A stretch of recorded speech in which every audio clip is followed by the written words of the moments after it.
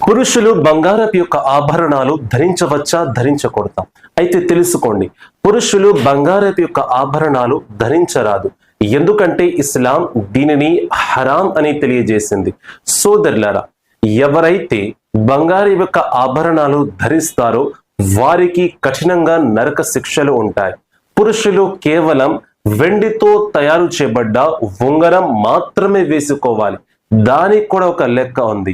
ఈ ఉంగరం వచ్చి 4 గ్రాముల 372 మిల్లీగ్రామ్ లోపే ఉండాలి. దానిని దాటకూడదు. దానిని దాటినట్లయితే అది కూడా పాపం లెక్క వస్తుంది. దీనిని గమనించండి. మరో ముఖ్యమైన విషయం ఏమిటంటే, ఈ ఉంగరంలో ఒక స్టోన్ మాత్రమే ఉండాలి. ఒక్క స్టోన్ కన్నా ఎక్కువ ఉండకూడదు.